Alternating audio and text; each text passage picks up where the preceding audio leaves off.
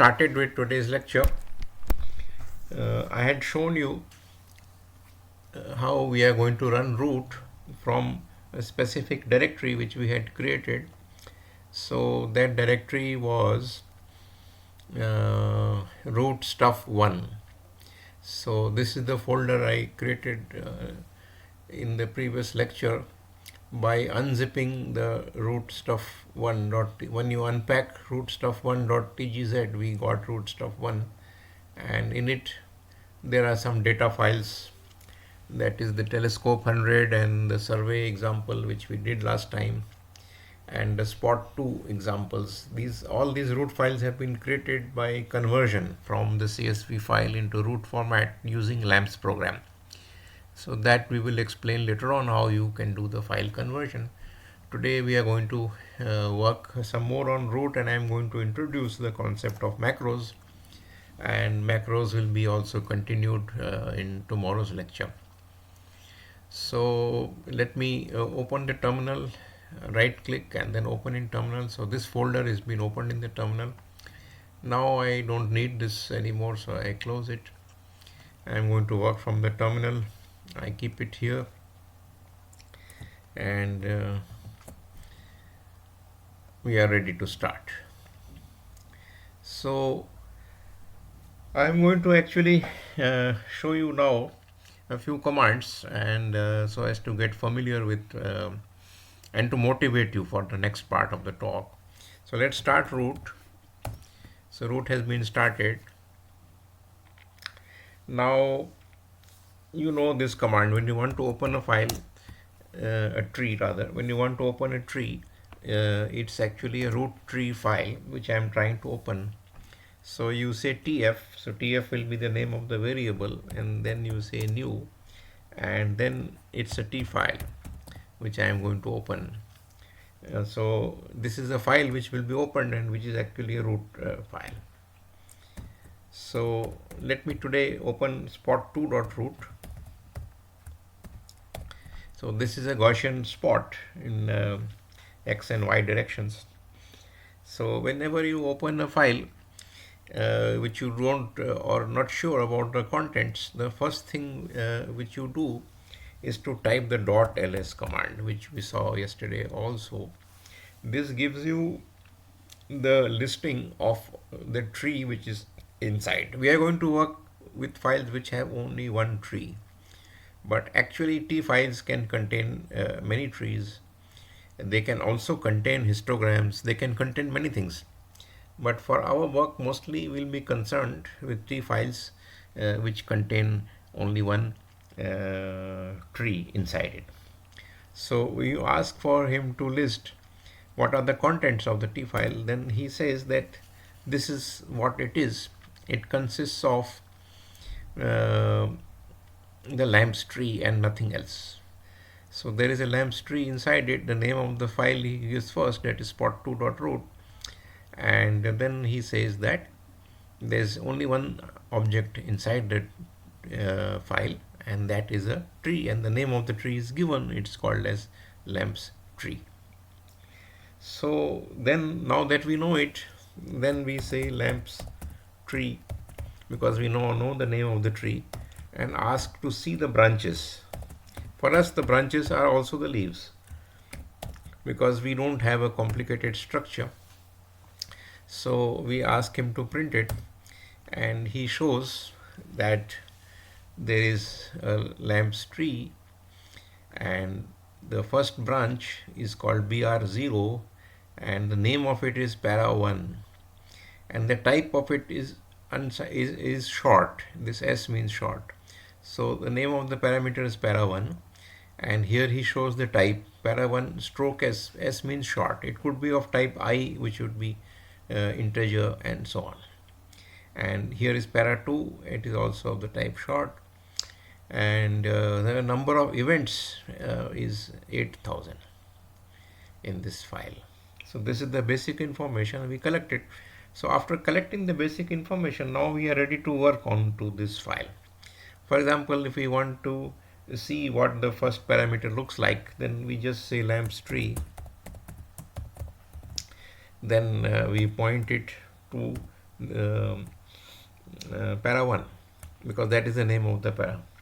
So let's draw it. So draw, and then we give the name of the parameter, and the name of the parameter here is para 1.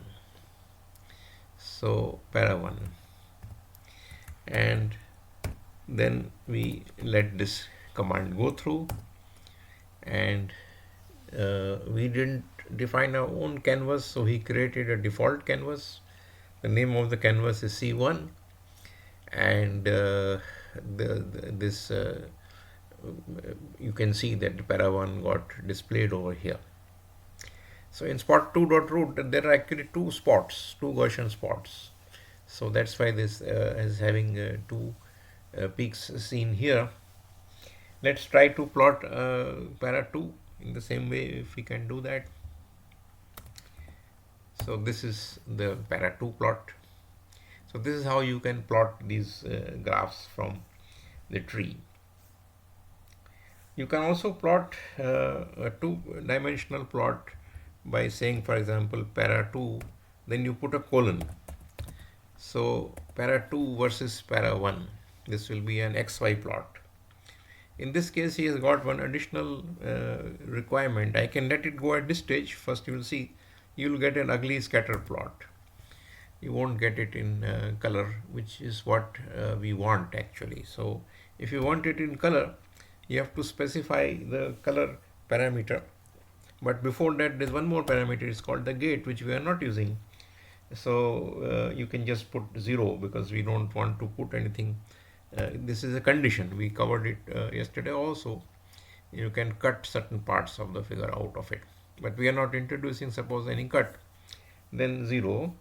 And then you say color.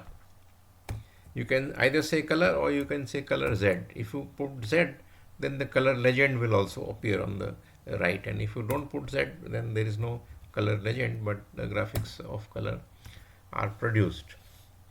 So this is the result of the two-dimensional plot.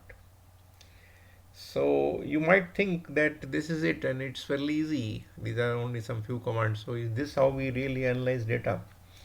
Actually, no. There are some problems here, and I will explain those problems. And this tool also is only for your first round of analysis, where you are just looking at, okay, what are the contents of the file, what are the parameters, how do they look, and some basic plots. But if you try to get the plots which you really want, then it can't be done so easily as this. So what are those problems? This I am going to explain. So for example, let me go back to the plotting of para 1. Now you will notice that the bin size he has used, we never specified. And the bins, they look fairly wide. Of course, it might be acceptable. We don't know. We have to see what is the bin size he has put. But is that the bin size which we want? And how did he decide on the bin size? So the problem is the bin size is not in our control. He has made a histogram. This is actually a histogram. So even though we said draw and we didn't talk about any histogram th1, we never defined any th1, but still he drew it. So it means he must have created a histogram and then plotted it, but it was behind the scenes, not in our control. So he made his own decision what to take as the bin size. And he made the plot. And now if that bin size doesn't suit us, then we have no way to decide on the bin size at this stage. Except that we may be able to, in some cases, make some change in the bin size even now. This I will show you. So let's, okay. In order to answer the question which was asked today, suppose this picture has to be saved as a picture file, then you click on File, which you see here on the left, and then you say Save As, and then you can save it. He's trying to save it as PDF, and I think you have choices. So among them, picture files are like GIF is available. Maybe if I slide it down, you will see JPG also, and PNG is also there. So all the picture file options are there. So you wanted to save it, let's say what, JPG, let's say. Then you do like this and then you say save. So the picture got saved, and I didn't put a name, so he did it. In fact, somehow he has made a PDF file. Uh, so he made a PDF file, but you can make it whatever format you want, JPG and so on. So this is how you can save the picture files. Let me see where it got saved. So if I open my folder, then see, here it is. This file got saved. In this case, it got saved as PDF. By the way, most of the publications, they prefer the PDF files even for pictures. So you have this option, but you'll be able to save it in other formats also. Okay, so that was that demonstration of how you can save a picture. To come back to the main lecture, I drew this thing. Now I want to try to change the bin size. So I go to view and editor. So I get this one. Then I must, at present it is showing canvas here. C1 canvas. If I click on the histogram itself, this is the frame, not the frame. I have to click. Sometimes it's difficult to find the right place to click. I'm trying to do it. And now I have successfully clicked it. So you see that he has made a histogram. The name of the histogram is HTemp, because we never defined any histogram. So of his own accord, he has created a histogram and he is calling it as TH1F. Now I wanted actually TF1I. I didn't want F, but then he made his own decision. He has made TH1F, and the name of the histogram is called HTemp. So this is an internal decision which has not come in our control.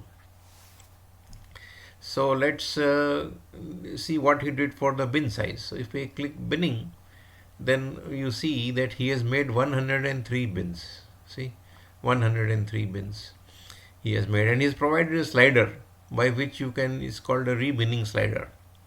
If you want to see this from the command line, that how many bins he made, then the command is that you just see HTemp. So HTemp is, now we know the name of the histogram, it is HTemp. Not that we created it, he created it himself, but at least now we know the name, it is HTemp. So if you take HTemp and then you arrow pointer it to get bin width, okay, and which bin, because in root the bins need not be of the same size. Now in nuclear physics, I don't think we will ever encounter a situation where we need variable bin size. So for us, the bin is the same width no matter which bin we take. So let's put any bin. Let's say first bin width 1, and the answer is 38. So you see we have got 103 bins, he says, and 38 bins in total. And even the access maximum he has himself chosen. We wanted actually 4095 as the or 4096 as the access maximum. On of his own accord, he has chosen something which is reasonable, and he has chosen 103 bins. We wanted 1024 bins actually, but this is what he has decided. Now, so one thing which you can print now is not only the get bin width, you can also find out how many bins he has made, and the answer will be 103. The command for that is again HTemp, then the arrow, and then get number of bins, NBINS. In all commands, be careful of the spelling. Sometimes we make some silly mistakes which we can't remember. For example, here you might type it like this. Here the B is capital. That's wrong. It should be in the small b. If you type this, then he will say it's not found. See, he says it's not there. So you will get a problem. So commands are all very specific. So watch the video again whenever you are doubting some count. This is n bins, the b is small. So now again it went wrong. Get n bins. Yes, because again there is one more mistake. It should be n bins x. There is later on going to be y also, but here there is only x direction. So it is called as get n bins x. So this is normal with root or any command line. Then how can we remember all the commands? It is difficult. So it gets into this situation quite often. So whenever you have a doubt, then you can watch the video, or you can search from the root help files and you can get this information also. So let's see. So here you get 103. So there are 103 bins. This we already know from the picture above. There are 103 bins. The size of each bin is 38. So the bin width is 38 and there are 103 of them. But this choice was made by him internally. It is not something we set. So we lost control over what we wanted to do. He has taken his own choice.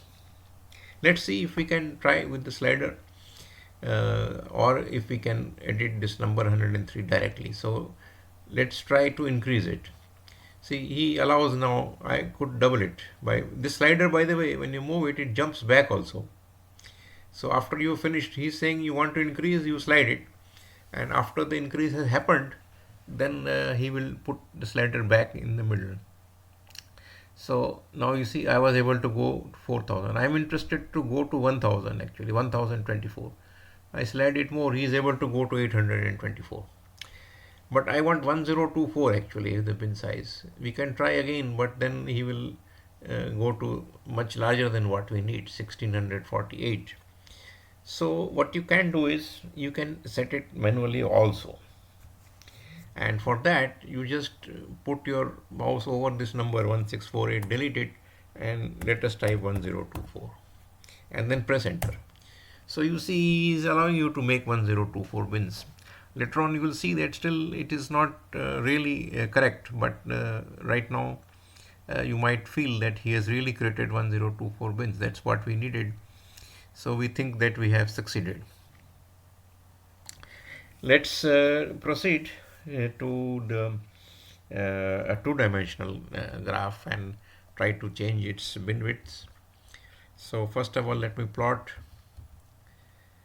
para 2 versus para 1 with colors, and it is here that the bin widths are rather bad. That means the bin widths are too large. So let's try here. Again we click inside the histogram. We find the name is still htemp, and then we click the binning tab here and we go to binning. Again we find sliders. So at present he says there are 41 bins along the x-axis and there are 42 bins along the y-axis, and again he is providing the sliders for making the change, and he's even allowing us to type. So let's try if it is possible. Let us have 512 bins. So I made 512 bins along the y-axis, and let's try 512 bins along the y-axis or x-axis also. So you see it appears that we have had some sort of success in getting the picture which we really wanted. But still, it's not exactly what we want, because this you can see from here. What we wanted is both the axis should be from 0 to 4096, but the y-axis is unfortunately only up to 3200. And this has led to a situation where although the number of bins is the same, actually, however, the interval, that is the width of the bin, is not the same along x and y directions, and that is not what we wanted. So you can see it now. So let's see the bin widths. So take htemp. Htemp is still the name of this. You can see the name over here where my mouse is now. So it is htemp and htemp. And I want to know now the number of bins he has made. I know the answer is 512. Let's check it. So get n. bins in the X direction. And here, by the way, there is one common mistake which I will also explain. There is a tendency that you might put a semicolon here. If you do it, then you see there is no answer. H temp get n bins. I wanted to see the number of bins, but he was quiet. He never gave a result, and that is because we have put the semicolon. The semicolon is to be avoided. Then you get the answer, and the answer is as expected 512.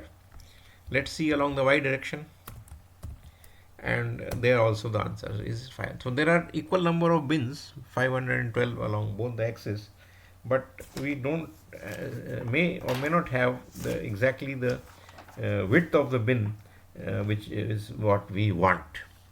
So let's try to see the width of the bin. So the command for getting the width of the bin is again vch temp,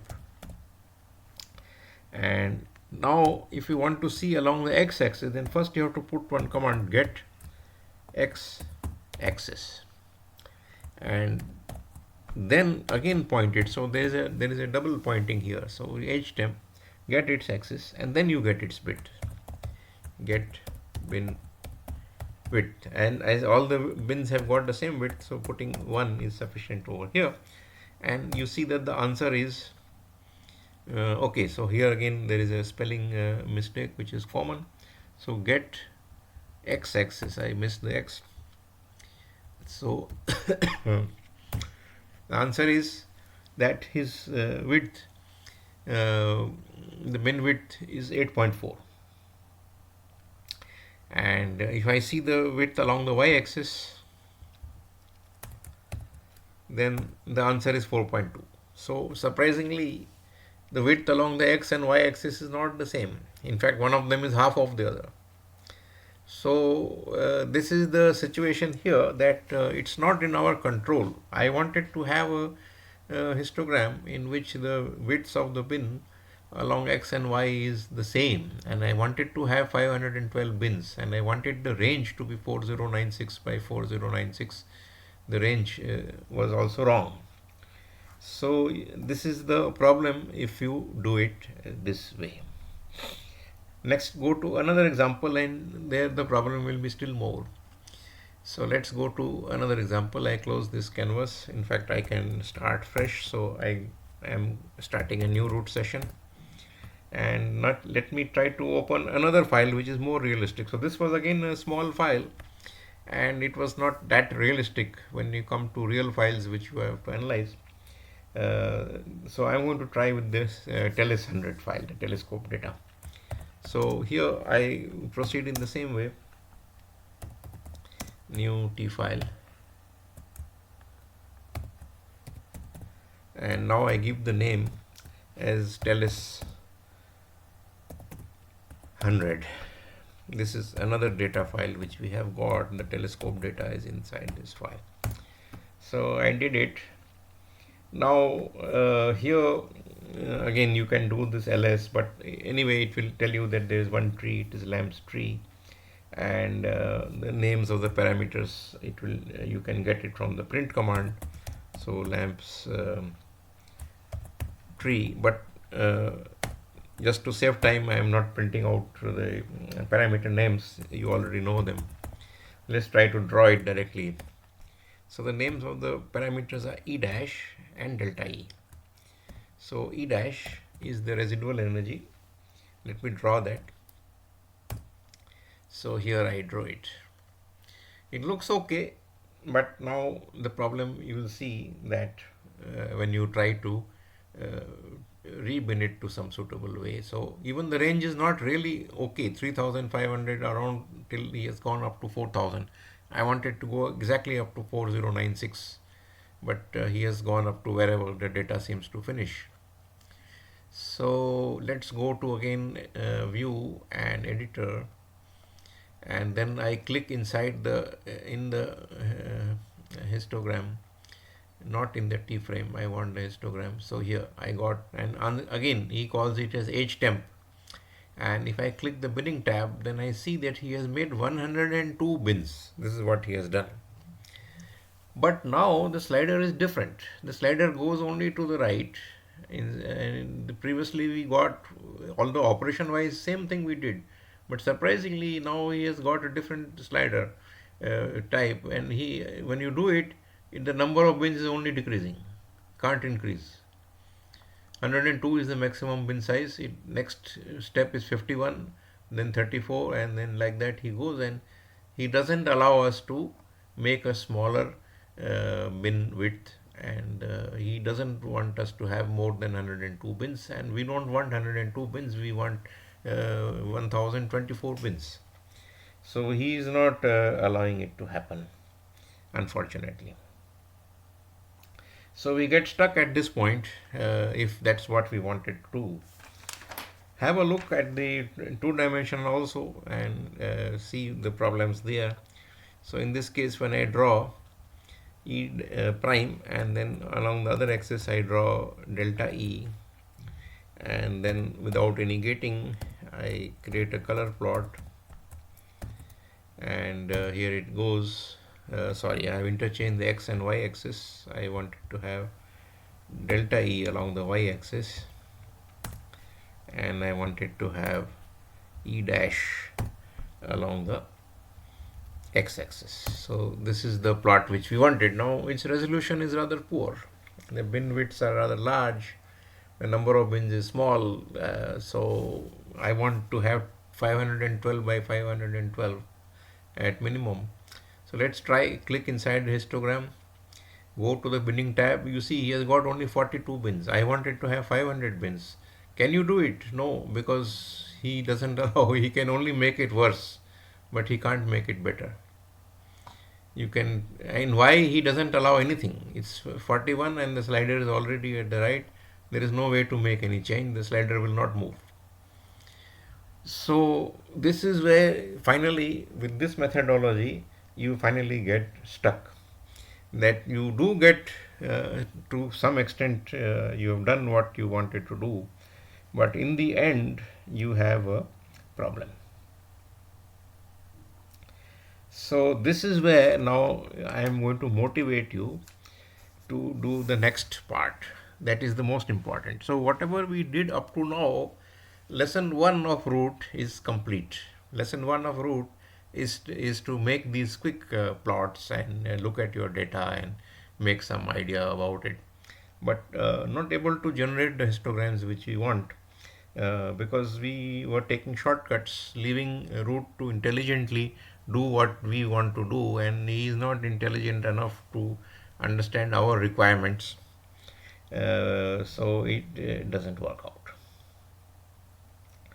So at the same time, I will now proceed to tell you that there are 3 ways of running root. What we have done now is called as the command line approach. Here we just type some commands and then we see what happens on the graphical screen. The second way is called as a root macro, where all the commands are in a file and you don't have to go on typing the commands one by one. The commands are already in a file and you just give the name of the file and then all the commands are executed in one go. And the third method is that you write a full program which is linked to the root libraries. It will be a full C++ program, and you run it not inside root but outside root. You simply run it like any other program. So these are the 3 methods. The commands for all the 3 methods is the same. Namely, whatever we are typing here, the same type of commands are to be put inside the macro, and also if it's a full program then also the commands are the same. So learning wise, commands and features of root, they remain the same. But obviously you can't go on typing like this for your detailed work. So macros are the next best solution, and finally the best solution is to write a complete program. Within the next 2 days we have to reach to that level. So let's start by trying to go into that situation of preparing macros, and the procedure will be tomorrow we will finalize the macros. Tomorrow we will be a little bit more formal to tell you what is the macro. Today we will learn by doing. We will create our first macro and we will see how to run it, and tomorrow we will start by telling you really what is that macro, how you what are the formal rules for it, and so on. But today we are going to try, and there are two macros which I have already created, and both the macros are inside this folder. So I will first try to build up that. If you try to look at what I have already created, then you will not learn anything. You can just run that macro, it will run, but it won't teach you how you can write that macro on your own, because that's where you need the training. So first step in preparing is, you have to, as with anything, first step is to decide what do you want to do. That is your first step. And to decide what we want to do, you type the commands on the command line. So you start with the command line and try out the commands, and then you start trying to put those commands into the macro file one by one, after you find that it is working okay from the command line. So this is how you build up a macro. We are going to try and do that. So we will not take up the macro which we have directly. I will show you that anyway. So I'm going to work with the macro, the first one, that is called ctelescope.c. I'm going to double click this so that it opens in the editor. So this is what we are going to do. It's a short file, and it tries to examine the telescope data, but using a macro rather than using commands one by one. So I'm going to show you these same commands, how you can first practice these commands, and then how you insert them into the file. So there are some differences. So what you can get away with on the command line, you can't get away with that inside the macro. The macro has to be more perfect. So what does that mean? So let's see that. So after we started root, all of you know that I was typing this command, t file is equal to, and then new, and then t file, and then giving it the name ls100.root. So this command works provided you are on the command line, but technically this command is wrong, because on the this tf is undefined.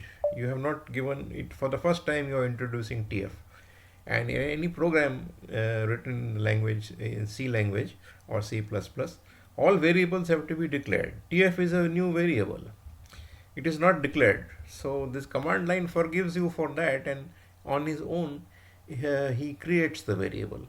But inside the macro you can't do that. So the correct command is to specify that it is t file star type, and then give the rest of the command. So this command changes if you are inside the macro, and the full command would be like so. So this is the declaration, has to be there for each and every variable. You cannot get away without the declaration. So this is the correct command for opening it. So this command is demonstrated. You have seen it earlier, nothing new. And of course, inside the macro, this is all C language, so semicolon has to be there at the end of every line. Every line is a C statement. Here you don't put any semicolon, then it gives you some information on the next line. And if you put the semicolon, then it is quiet. But inside the macro, this is the only option. It has to be quiet only, because it is running independently. Then the next command that we executed, we directly went to execute a command like my tree, like lamps tree, and then draw. But here that's not allowed in the macro. In the macro, we have to, and also you have to be correct. Even default canvas is not a good idea. In macro, it will not work. So here we did everything. We didn't assign the canvas. We didn't give a name of the tree, and the command line was forgiving to us. It did everything on our behalf. But in a macro, we cannot.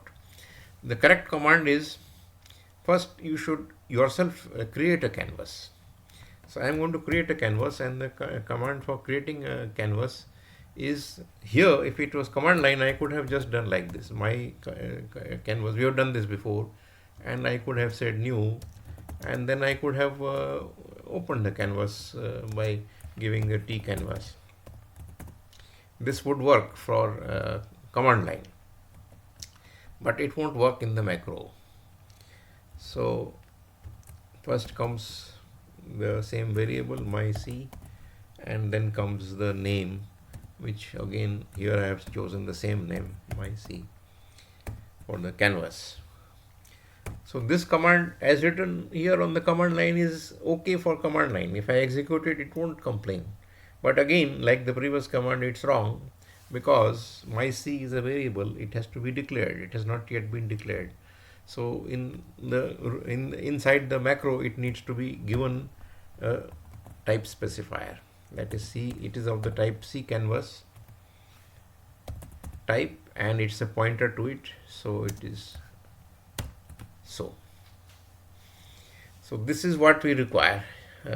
This command is now going to open the canvas here. So you can see that it opened the canvas. Okay, next what I'm going to do is I'm going to work with a tree, and that tree, you know, the name of the tree is lamps tree. And when we did it from the command line, directly we started doing lamps tree like this because we knew the name of the tree, and then put the arrow and then draw. So this works from command line, but it would fail and then put the name of the variable here like delta E, for example. So this command is valid if it's from the command line, but it is invalid in the macro because he doesn't know now what is lamps tree. It would be an undeclared variable.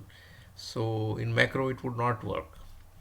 So what we have to do is first we have to create one tree variable, and when we create the tree variable, it will look like this. So this is the command which creates the T variable. So the tree variable, now some commands, if you are not familiar with C++, you may have difficulty to understand its nature. So you just learn first by looking at the example. So whenever next time you have to create a tree variable, just copy and paste this line. This will work for you for the time being. Later on, when you are familiar with the command, then it will be possible. Even, by the way, even for experts, even for myself, I don't try to remember these commands. I just keep these examples handy. Like if I didn't have this window with me, I would not have been able to type this command on my own.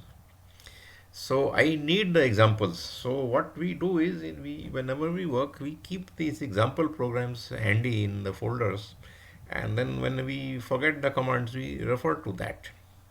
That is how you have to work. So this is the command for creating a tree variable. So this is done. Now I want to divide this for the purpose of this exercise, I want to divide this canvas into 4 parts, making it a 2 by 2 size. So that command is here. Actually, I am doing the opposite thing. I am pasting commands from my macro to this, but in the beginning you don't have a macro, you have only this canvas. So it's other way. You have to write these commands on the command line, check that it's working, and then paste it into your macro. I have already created the macro, so now I have also forgotten all the commands. So that's why I am looking into the macro to remember the commands. But for you, you have to type the commands first on the command line, check that it is a correct command, and then copy and paste it into the macro. So anyway, this is it. Though this command is going to divide the canvas into 4 parts in a 2 by 2 fashion. Then I am going to draw. So in the first part, I want to draw the delta E plot. So the command is on the canvas. The canvas name is my C, and then I take CD1, means the first pad of the canvas, and on that pad I draw the delta E curve. So this is what I wanted to do. You can see it here. Then on the second pad, I want to draw the residual energy, the other parameter, E dash. So this is E dash. So I can draw it on the second pad. And And on the third pad, I was interested to draw the two-dimensional plot of delta E versus E dash with without any gating, so 0, and then with colors, so COL. So this will produce a colored plot, two-dimensional, in my third pad. And on the fourth pad, I was interested to make the same plot, but instead of making a colored diagram, let's go for a three-dimensional view, that is Lego. So this is my final what I want to do. So these commands, having tried it out first on the command line, then only you prepare the macro. So now I will enlarge this macro so you can see it fully. Okay, it doesn't help to enlarge it because the font size is going to remain same, but maybe you can read it now carefully what all I did. So apart from the commands, you have seen the commands, they are the same which we typed. There's also another thing which you have to do. You have to put a curly bracket at the beginning of the commands and a curly bracket at the end of the commands, because this is actually a C++ language file. And a function, this is actually to be also defined here. So you have to give it a name. The name of the function C telescope should be the same as the name of the file itself. The name of the file I have called it as C telescope dot capital C. And so the function name must also be C telescope, but of course without the dot capital C. And it should have the bracket opening and closing. And this then makes it a macro.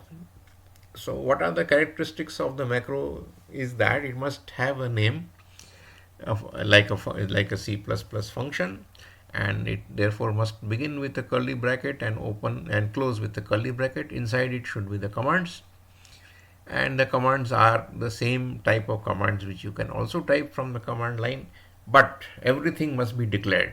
Nothing should be left undeclared. It should be a valid C++ language file. So you cannot avoid giving the type specifiers. But also those of you who are familiar with C and C++ know that you generally put at this point the includes. So you would have thought that here I should have the hash include and then put all the headers which I need. So this is what you would have expected. But in a macro, he avoids putting the includes.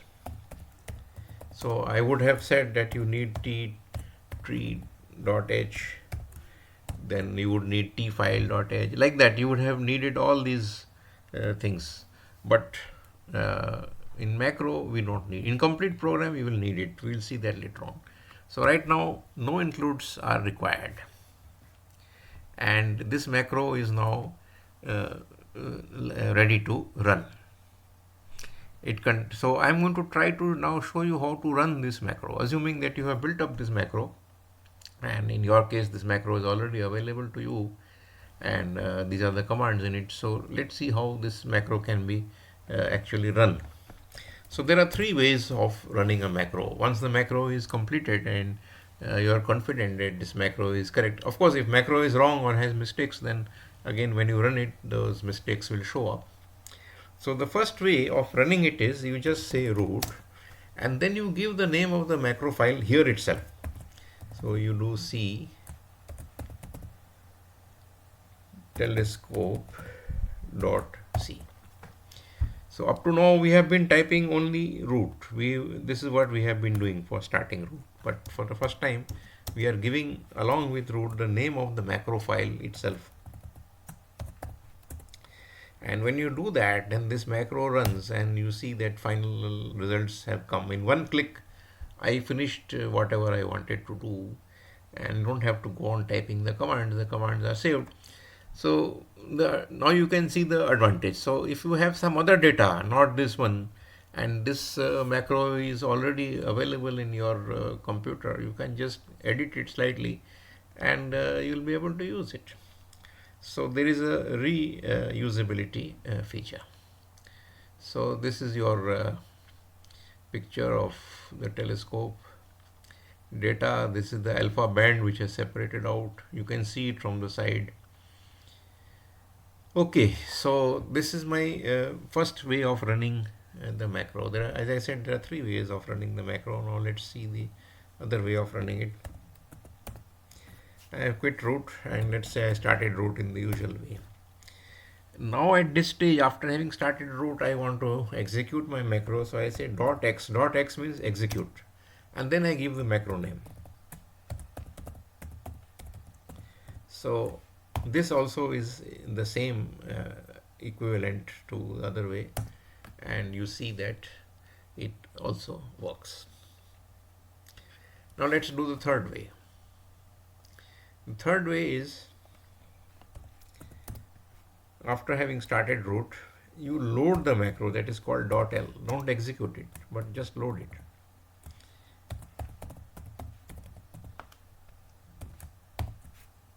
So I loaded it, but nothing happened because it's only loading, not executing. I want him to execute also.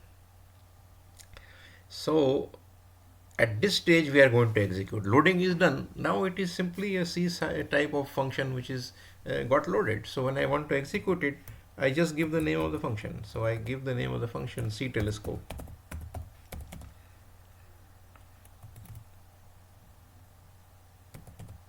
Okay, and this is what command I'm going to give, C telescope, because that is the name of the macro over here. This is the name of the function. So I give it here and then I enter it, and then it again executes as before. So three ways of running the macro have been demonstrated. The way of writing the macro has been demonstrated, and this is your first macro lesson in which you have understood how to read and write a macro. But tomorrow we will go more into the full details about macro and how it works. So not just the simple example, but even simpler example actually we'll start with, so that you get a feeling how to write macros, because that's a very important part of root. Now that we have learned this much, I am going to do one more exercise before I finish, and I will do that one by typing, and then tomorrow we will try to do it by the macro. So, or maybe I can demonstrate the macro, because that will be very quick. So I can, at the end, if there is time, we still have with us some time, around 40 minutes we have. We'll try to do it in the next 15 minutes actually. So let's go to that. And I assume that I am not going too fast for you. If you find the pace is too fast, then do let me know. So let's go to the next one. So I'm going to now run from the command line only for now, and later on there will be another macro which we will run directly. So let's start root, and this time I am going to open a new T file. I call it as TF, and it will be new T file. And let me open the same ls100 dot root. So this file is opened. As mentioned to you, the correct command is actually, this command will work from the command line, but correct is to also give it this. But right now it's not necessary. So for the rest of the commands, I'll not always put the definer, but inside the macro you will need it. So my T file is opened. Now I am going to do something which is very thing which you have to follow very carefully, because this is now going to avoid the problems we had with that histograms binning size, which I already demonstrated. So let me now go to the next one, and I'm going to define my tree. It's actually T tree type.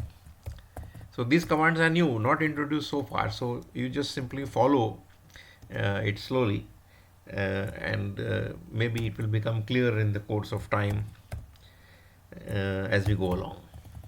So I'm going to define a tree, And the way to do that is to get my tree out of the so this command you have already seen.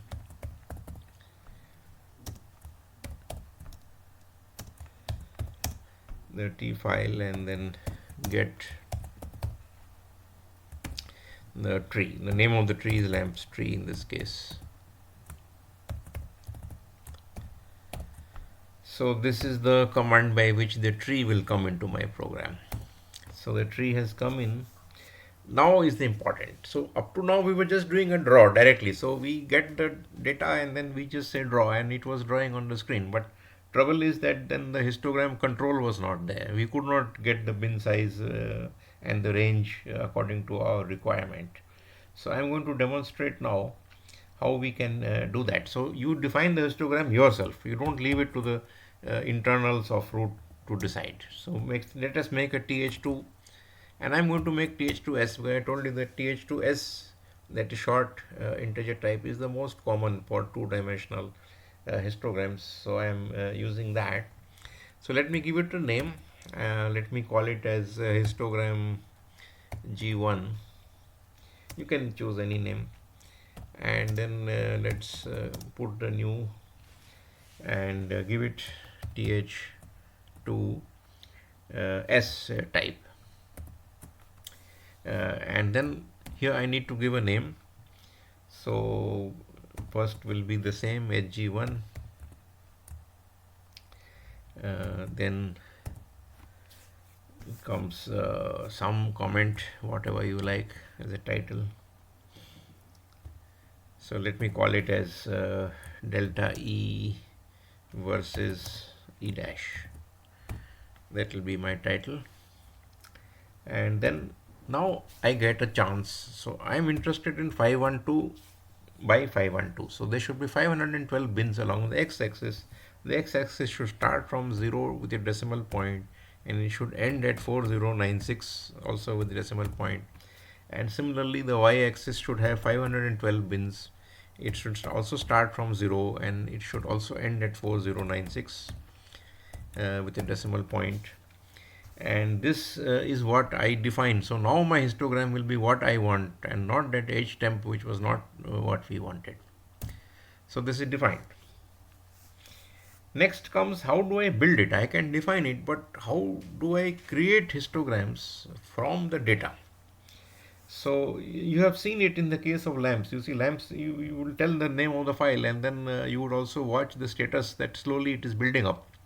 So where is the equivalent of that here in root? This is the part which we are now explaining, that you will have to, as I told you, in root you have to do everything yourself. It's not like lamps. Lamps at this stage would have already built a spectrum, because you know that you want this, so it would have done it.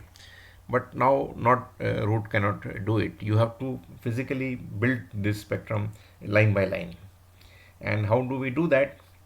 The first thing is you must find out how many events there are. They are called as entries. How many events are there in this file? And the answer is called as my tree. So you know the tree in which it is. Then you put an arrow, and then you ask him to provide the entries. It's called as get entries. Actually the command is get entries fast. This will give you how many data, how many lines of data are, that means how many events are there in the file. So you can see that. All right, so get entries fast. Oh, spelling mistake. Yeah, so you can see that here it is. So these are the number of entries in the file, 2 million. So I want to actually store that number in a variable. So let that variable be n entries. Let it come here. Let number of entries be equal to this, so that we have this number available to us. So he has stored it in here. Now if you were to print n entries, then you would see that value. So n entries is the same number. Now let's try to do, this is better. I just do it and you watch, and then I will provide the explanation slowly.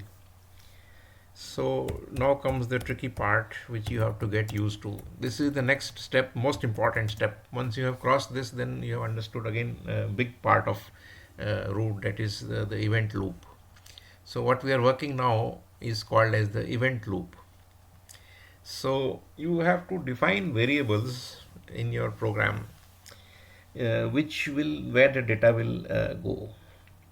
So here I am going to have two variables, and have decided on unsigned short because I know that my data was like that, and I give the name of the variables as delta E and E dash. Of course, E dash is not allowed as a variable, so let me call it as ER. ER is the residual energy. Let me keep this way. And now this is the next command. So in the tree, we will set a branch address. So this is all new. We haven't explained it so far. So I'm going to teach you by doing it. So I do it first and then I tell you afterwards what I am doing, so that that way the learning will be stronger. So I set the branch address. I tell this is now a name, so it is coming in inverted commas. So delta E is the name of the variable, and I want to place it at this delta E, which is a variable in the program. So this placement is done by giving the address, not the variable itself, but the address of the variable. So those of you who know C language understand the meaning of the star and the and. So the and is the opposite of star. If you have a variable delta E, DE, then the address or location where it is sitting, that is called as address, that is with the address sign, and sign in front of it. So if you don't know, don't worry. Just remember this command and you can paste it into your programs later on. So you assign variables and put the branch address to point to that variable by using this syntax which is here. And for those of you who know C language nicely, you can understand it better. So obviously this is one and I need another one.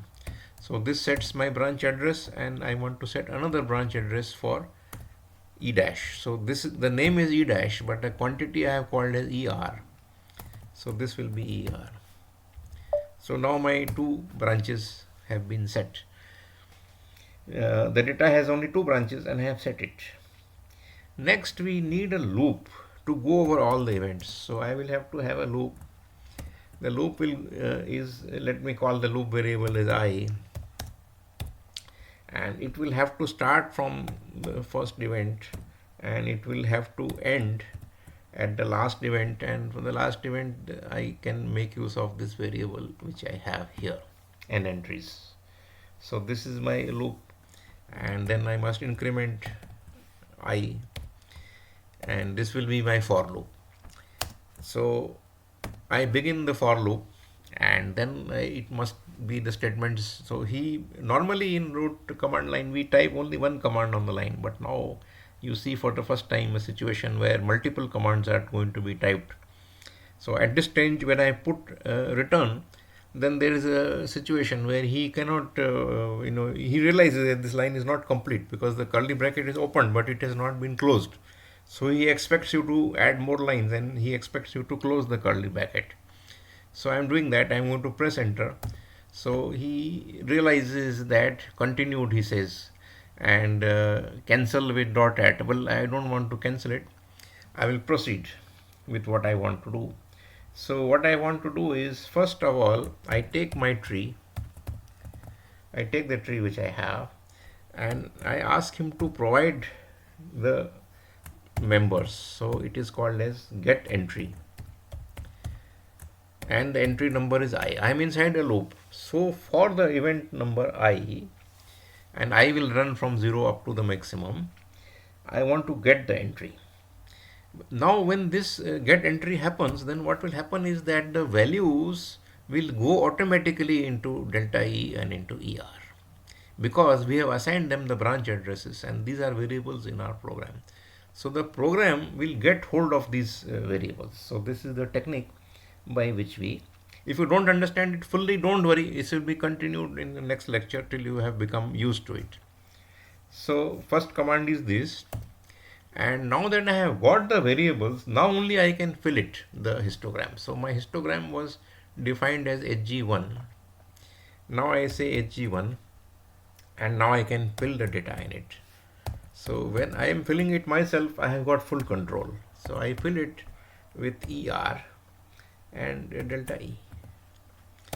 So this is what I did. I filled the histogram and I filled it with numbers, and the numbers I got from the get entry, and the get entry worked because I had already set up the variables through the setting of the branch address. So this is the part you have to get used to. Once you have learned this part, and you can always copy paste this part again every time, because you will have this macro with you as a kind of a sample, then you just get used to this. Is called the event loop, and this is the most important part of what we have to train you in. So having done there, now what is left is that this loop has to be closed. Everything else is okay. So I now close the loop by putting a curly bracket closing. So he puts a red color for it because he realizes that you are trying to close the loop. So he cautions you that the loop is about to end. So that he finished. So at this stage, the loop he has run through, and actually he has filled up the histogram. Everything is over. The histogram is now waiting to be displayed. We got the histogram filled, and now we have only to draw it. So we draw it, that you know. So hg1 and then draw. And we want colors, so let's put it. So this is your draw command for the histogram with colors. See, we got it. So was that too difficult? I hope not. There were many commands and a new concept, and we will make these concepts stronger for you in the coming days. The rest becomes easy now that you have. So one more thing I will demonstrate. We still have a little bit of time. I want to draw the banana gate. I will not demonstrate for these fine ones. You can zoom it and then do it on your own. So view and then toolbar. So toolbar comes, and then there is the scissors tool, which about which you know already. You click the scissors tool, and then the way to draw the banana gate is that you just do like this way. And at the last point, you don't move the mouse and click it a second time, then it closes. So a closed banana gate has been drawn. And as explained earlier, the first thing you do whenever you have finished drawing a banana gate is to give it a name. At present, it has got only the default name, which is capital cut G. But I want to give it a proper name. So I want to call it as alpha cut, let's say. So what I do is I right click this one. I have to right click on the gate, on the banana gate, and select from it set name. So you see, this is your set name window. He is showing that the name at present is cut G. This is the default name. I don't want that. I want to put something which is meaningful. And for me, it is an alpha cut. So I call it as alpha cut. I give it the name as alpha cut. And that should be able to give it a name. I can also save it, but just now I don't need to save. So I'm just keeping it alpha cut. By the way, as explained also earlier, if you want to make sure, you can just type here alpha cut. So if you have not made any spelling mistake, then alpha cut should be an object which he understands. So he says, yes, I know alpha cut. It is of the type T cut G star, and this is the address. So alpha cut is now available in the program. Having got it, now you can make a projection of this. So remember, our aim was in the telescope to project out the alphas. We wanted the energy spectrum of the alphas. So if I want to project out the E dash, then I want an X projection, and I want it with the application of this cut. So hg1, if I do arrow, and if I ask for projection along x-axis, so projection x, then this would be a command like this, and I want to give it a name. So I can give some name here, my projection, for example. This is a name for it.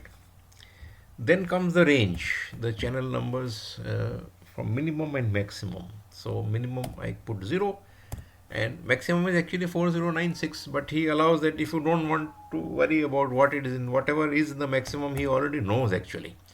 So he knows the x-axis is going from 0 to 4096. So he allows you to put a -1. -1 means take the maximum value. So you can either type maximum -1, or you could have typed 4096 also. And after that, you have to give the name of your gate condition, and finally you will have to draw it. So here the name of the gate condition is to be put within square brackets. This is also being introduced for the first time. Alpha cut. No spelling mistakes should not happen. So this is your command now full. He says take the HG1, make a projection like this, and of course we must also draw it, otherwise it will not be visible. So let's also put draw, and this should complete the command. When I execute this command, then on the same canvas the present drawing should go away, and in its place the projection along the x-axis but gated with alphas, which was our ultimate aim for analysis of the telescope data, should appear. So this is the answer. This is your final answer. We have done it with lamps already, so you know how to do it in lamps. Now, after all this much of effort, we have also learned how to do it within root. And to explain it better, let me demonstrate the projection without the cut, and then we make a comparison. So for that, first I need another canvas. So let me first create another canvas. Do I have that command here? Don't see it here. So my canvas will have to be put up on another canvas. So now you see the thing. I have also forgotten the command. So it happens. We can't remember all the commands all the time. So to remember the command, I will be able to recover it from here. Any of the, let me go in fact directly to this macro which we are going to run later. Okay, so I have forgotten the canvas command, but here it is. This is your canvas command, like this. So I will C1 is already there, so I want a C2. So I am just pasting it from here. So this command, now you need not watch this yet. We are soon going to watch this one. But look here. You will see that T canvas C2 has got, will be created. So I wanted to keep this C1. I don't want to destroy it. And on it I want to, so let me create. So you see second canvas came. This is my second canvas. And on it I want to draw the same projection but without the alpha cut. So this is the same projection, but I don't want the alpha cut. So let's get rid of the cut. So now there is no cut. You can either do it like this, or you can just avoid this totally like this. So here it is. So you see now side by side the two graphs. One, they are looking similar, but if you notice the y-axis, then you notice that there is a lot of difference, because in the first one the cut has been applied. It keeps only the alpha particles, and the alpha particles, this is the answer. Whereas the other particles, proton, neutron, triton, they have given rise to more counts, and so you have this situation here different. And because there is no count, no cut, so the number of entries is the full 2 million counts for this. But here, after cutting it out, the number of alphas is reduced, and so you see a smaller number in there. So this is what I wanted to do today. I know that it's to be again explained once more so that you will understand it better. That we will do tomorrow. So right now I will show you the macro and we'll run it, and then further understanding will happen tomorrow. So this macro is already with you, so you can actually run it directly. For you, if you find it difficult to do all these commands typing, but you should also try, because you will have the video, so you can also try to type the commands and get used to it. But for those of you who want to do quickly, you can just run this macro blindly, This does everything which we have explained except for the projection. The projection and banana gate drawing is not there in this macro, but it builds. Here we built only one two-dimensional. Here there is more. And in fact, I will perhaps have to explain it again carefully next time, is that we are doing more. We are also creating what we in LAMPS had called pseudo parameters, and that particular identifier, total energy, all those things are done here. Study this program today on your own. It's only this much that you have to read. And tomorrow I explain, but today I will blindly run and show you what can be achieved.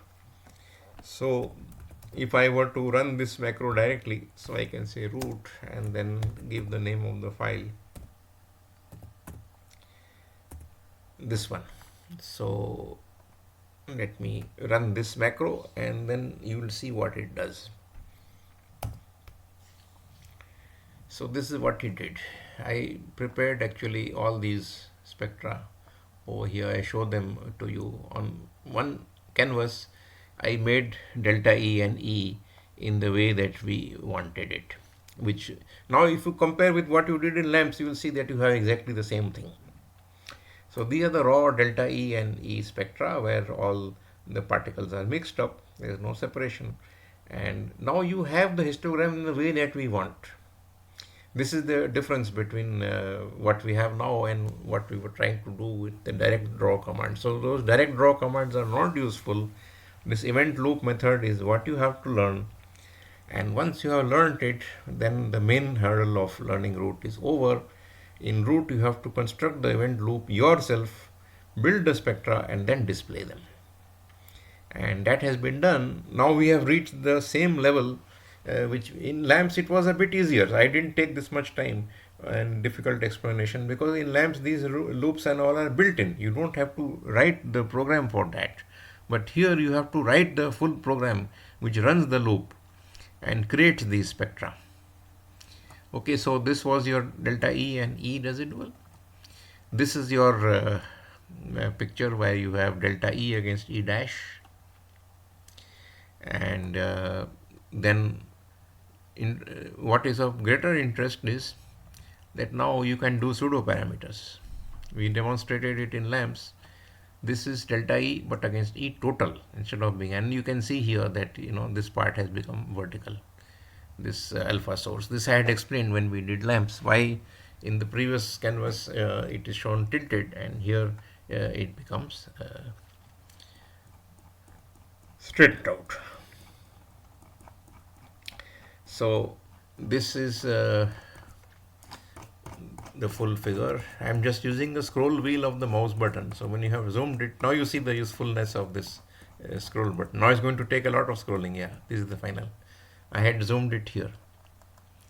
So when you had zoomed it here, then you saw that thing like this. Okay, and then is this one. So this is now having the particle identifier plot.